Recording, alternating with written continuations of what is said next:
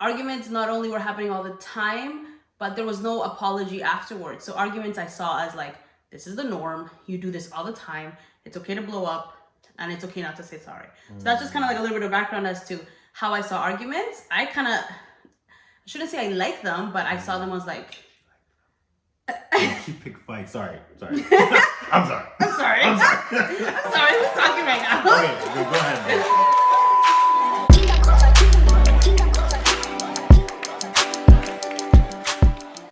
Hi guys, welcome back to Kingdom Culture TV, where we are shifting culture by advancing kingdom culture. As many of you guys know, we are recently married. We got married back in May. We want to talk about marriage. We don't care how early on we are in our marriage. We want to talk about how real it is when you're in it. Because everybody want to get married until you're married, and then people have issues. It's a lot of hard work. Trust me, it's hard work. You have a lot of issues that no one really talks about, or they are talking about it.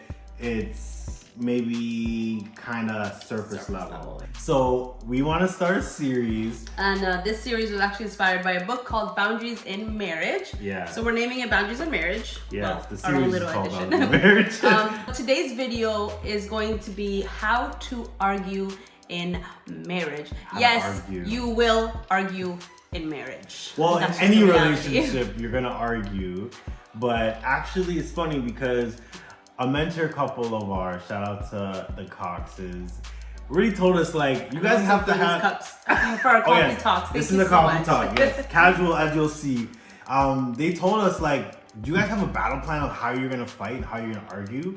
A long time ago. Yeah. I'm just like, what do you mean? We don't plan on arguing. Yeah, so. we're perfect. We don't do that here. Every relationship has a dynamic, right?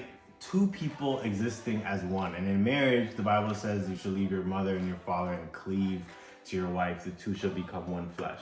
The process of becoming one is not easy. And so in that process, me as Aaron and Milena as Milena have to work together to become one. But in that process, we have to establish boundaries so that we still remain individuals. Because reality is that we are individuals. It allows you to be free within your marriage. So those boundaries are put there for protection. So that's and for freedom, because then they can be within those boundaries in total, complete freedom. Book is great. We'll put a link in the description. Yes. And hey, if you haven't subscribed yet and you love what we do here at Kingdom Culture, click that subscribe button, guys. We love to take you on our journey with us. So let's get into it. How to argue in marriage. So we come from very different family dynamics. For me, I grew up in a family where arguments were happening all the time. And I picked fights, but I don't think it was because I wanted to fight. It's just, this is all I know how to do. I'm so good at fighting, right? I just know how to do that. So because that's all I knew, that's all I really did. My background was I saw fights, but then I saw avoidance. Like I saw either it was harsh words being used, or I saw the argument, but then I saw either one or both parties just be like, can't bother with this right now. I need a break. And so it translated in our relationship. Yeah. So both of us had no experience with conflict resolution. So we were arguing, and because of my background, I would take a walk, I would turn off my phone. Me so much, you have no idea. I'd turn off my phone and be like, I can't bother with this. And then for me, it was like, I wanted to talk about things right away. Yeah. And there's always, I find that there's always that dynamic in relationships. There's always the one that is ready to talk about it right now. I will lose it if you don't talk about it. And there's the one who likes to avoid. Yeah. Not always, but you'll find that across the board. It's a very common thing, right? Right. And so for me, for him to walk away, I would explode emotionally. Like I would lose my mind. I was like, first of all the thoughts came into my mind. You don't love me. You don't care about this relationship. You you just don't care whatsoever. So it made it hard when Aaron would come back. By then, my brain had already gone to a million places. I'm like, what are you coming back for? Like, I'm already so upset with you. So when you're learning how to argue and you're learning about conflict resolution, it's extremely important for you guys to sit down with your partner and speak about your backgrounds. How do you view fighting? What are your triggers? What is something that within an argument is going to just totally upset you and make you feel like your love tank is just empty. For me, it was Aaron walking away. Like it would just make me lose my mind. Why? Because in my background, my dad would tend to do that. He'd tend to leave and walk away. So that was a huge trigger. So when we had to eventually, we didn't have this conversation in the very beginning, we should have. But eventually when we learned to communicate those things, that was something I had to make so clear to Aaron. Listen, like it triggers me, so I need you to communicate. If you are going to walk away, I don't need you to just run out of the house and ignore me. I need you to communicate with me in love and tell me, babe, this is what I need. I need some space. I need to walk away, but I will be back and we can continue this conversation. Guys, no cap. This was one of the hardest things for us because her trigger was my escape. Oh, yeah. And it just was like we just were like, I need to get away from you because I don't want to be in the same space as you. Yeah. And her trigger is, I need you in the same space because when you leave, it triggers me. It triggers me. So think about that and just imagine how it was. Difficult. It was extremely difficult. So, you know, like there's hope and we made it through. And how we made it through is realizing I couldn't avoid the argument. I am a avoider of an argument. And sometimes, well, a lot of the time, perfection is to a fault. I'm thinking if you do things the right way, then you don't need to argue. What's the point of arguing if everything is good? Well, that's the wrong thinking, is because not everything's not always going to be good. I think that also another thing that helped me realize a lot of things is that when we argue and when I'm upset, a lot of the attention of my anger, a lot of the wherever it's coming from is focused on me. It's rooted in selfishness. And the book talks about it, and we have talked about it, where it's like in marriage, you're gonna have to learn how to die to self. And that doesn't mean putting the other person above you. It means essentially putting God in the middle, and then from there, your next priority is the person. Right? And that person is doing the same for you. So it's kind of like, well, who's going to take care of me? Well, I'll take care of you, and then you take care of me. Exactly. And God will take care of us, right? So when you realize it's rooted in selfishness, it just becomes a matter of like how we want it is when Milena had that urge inside her to be selfish, she had to die to that and say, I'm not going to think of me right now. And when I had that urge, I'm not going to think about me right now. So because we both I need to go away and she needed me there's times where I had to request, babe, can I leave right now? And she had to say, this triggers me, but I'm going to allow you. Yeah, because I had to literally, like he said, die to self. I'm like, this is what I want really badly. But I know that this is what he needs really badly. So then I had to just say, okay. That's okay. God had to work on me with patience also. Was a huge thing. What? Why did you do that? And I was just like, I was just thinking back, like, she did do that for me. It felt really good. And it was hard. It was not easy. That's the thing. It will never be easy, by the way. Your conflict, your arguments, like it doesn't mean we're just saying, oh, it's gonna just go easy breezy after you communicate, after you do this, after you be selfless. It doesn't mean that's going to be easy. It's still going to be really hard. But there are rewards that come with it, obviously. 100%. Yo, know what thing came in my mind? Can we talk about this? Can we talk about this? Can we talk about sleeping on the couch? Yo, this is a real thing, fam. Like, I'm putting my hand up, bro. I'm putting my hand up. Like, I thought that was like, oh my gosh, the end of the road when I slept on the couch the first time when we argued. Oh my gosh, what's gonna happen? There has been times where I had to really like just taking my selfishness, and usually I ended up there because I didn't want to give up something. I was gonna say, in these moments where Aaron may have slept on the couch, because they're probably like, he's so mean. No, it was a disrespect of boundaries. And for me, I had to place a boundary there. If you choose to disrespect my boundary, whatever boundary it was that I had put in place, and you chose to disrespect it, this is what the consequence is. And putting those boundaries in place, such as having Aaron sleep on the couch, it didn't mean that it was easy at all for me. I hated it. Like, I'm a very physical touch. I love quality time. I love to have him beside me. But in those moments, I just knew, you know what, right now I can't have that because he has chosen to be disrespectful to my boundaries and has chosen not to listen to my request, and therefore I have to put in a consequence. It's not easy, but I have to put it in place for my own sake.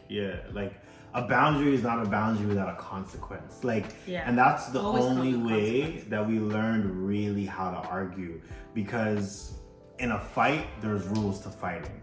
You never see a boxer, or even if a UFC is probably even more gory. They punch in the face, they kick in the face, but there's still rules. You can't elbow to the head, to the back of the head. There's certain things that's a no-no. So in a fight, if I did a no-no, it's like, okay, you're sleeping on the couch. It doesn't mean that the other person doesn't feel hurt and wants me there. It just means, how do I learn? So I said, okay, next time we get into a fight, that's off limits. That thing you said, off limits. That thing you did, off limits. And so that's the only way your other personal relationship will ever learn. And I was in the position where I had to learn. I mean, Milena was in the position where she had to learn. Boundaries help the other person truly take you seriously. If you don't take yourself seriously enough to put boundaries around your life, Nobody else will. Nope. No one. Doesn't matter how much they love you, how long they've been in their life. We're human. We're selfish. If we can get away with something, we're going to get away with it. So if you love yourself enough, put boundaries in your life. So that means you're sleeping on the couch. That means you're staying over at a friend's. Doesn't matter. There's nothing that is too shameful for you to do to make sure your marriage works. Yeah. Okay, so now what's going to happen after the argument? There's going to be times when you both need to cool off. It is just the wise thing to do. A lot of the times, if you try to have that conversation and you're both heated, it's just fire and fire, big fat flame, bigger fire, basically. So allow yourself sometimes to cool off. That's extremely important, so that you can speak from a place of love and also like just a sound mind where you can really hear the other person out. And when you're arguing, I found for me it was so hard to listen to what Aaron was saying. So I'm already thinking, this is how I'm gonna fight him back. Like, this is exactly my next line type of thing, which is a very terrible habit of mine. So I didn't listen to him. So after the argument, it's like, it's great, we're speaking and we're about to resolve conflict. Right. But I wasn't really trying to resolve conflict. I was just trying to think like, how can I win, right? So communication within the love zone, and when you're both calm and ready to listen, truly listen, is extremely important. Remember, no fight happens because, very rarely does a fight happen because one person was in the wrong. Usually two people feel hurt. And that's something that one of the two parties is gonna have to learn. Look, you are not, just because you're angry doesn't mean I'm not hurt too. Just because I hurt you doesn't mean I'm not going through something. Or just because I'm the one crying and he's not crying doesn't mean I'm more hurt. I had to recognize he was still hurt. Just because he doesn't show it the same way, and just because your partner may not show it the same exact way that you have it, when you show it, does not mean that they're any less hurt than you are. And so that's when we go into now apologies. Apologies. I can speak from experience. I struggle with it. To this day, I struggle with it. I never saw it growing up, and it was just really hard to learn. Like, Aaron was so good at apologizing. Anytime I'd feel upset, so amazing, so great at just being like, babe, I am sorry for yada yada yada yada. Like, you know how every girl wants the man to do it? He was amazing at that. For me, it was like Real talk. I can't explain to you guys how hard it used to be. It was like this pride that would take over. And I'm like, no, like, I'm not in the wrong and I'm not going to apologize, and I do not care how hurt he is. It was selfish, like you said. We need to be selfless in those moments. And so it was something I wasn't willing to do, and God had to really just like chip at me, every little part of me that didn't want to do that, and the pride, and I had to humble myself to be able to get to a point where I apologize. Being humble is really hard. It's not easy, right? It's not. But it's what the other person needs. So it's extremely important to apologize. And also, even if you don't understand, apologize. Apologize regardless whether you understand or not, because you understand, and I know that you hurt the person. That should be enough for you to be able to apologize. A lot of my problems got fixed when I learned Milena wants me to love her in a certain way. And a lot of times people say, well, I just don't feel like doing this, or I don't feel like doing that. You're not always gonna feel like doing it. Yeah, trust me, you're not.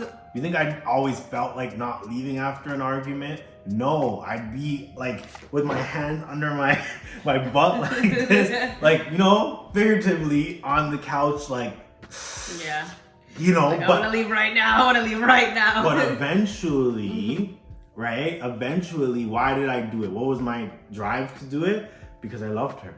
Husband, love your wife. Why did she apologize when I needed her to tell me, like, you know, I'm sorry for this and that? It would be like 2 days after Milena would give me an apology. Sometimes even longer. Yeah, sometimes even longer. I'd be like, I'm over it now. I wasn't over it, right? But the apology means less. So again, submission and love, they go hand in hand, guys. So again, this is not just people who are married. We read this book in our engagement, and it was a blessing there, but it's even more a blessing now in our marriage. And we're gonna continue to read it, I'm sure. And I'm sure you will, exactly. You will always reference back. I know that we'll always reference back to this book. It has so many amazing strategies. I really recommend this book. So guys, like we said, this series is going on, it's going down. Coffee Talks at Kingdom Culture, Boundaries in Marriage. We started with how to argue, and we're gonna keep going. So if this triggered you, annoyed you, and you watch to the end, this is probably for you. Show up, guys. When it's something tugs on your heart and it makes you uncomfortable, a lot of people run away and they turn it off and they want to be entertained. But if you really truly want growth, you'll stick around and you'll apply what you hear little by little, 1% growth at a time. So you guys already know what it is. It's Kingdom Culture TV. We are shifting culture by advancing Kingdom culture.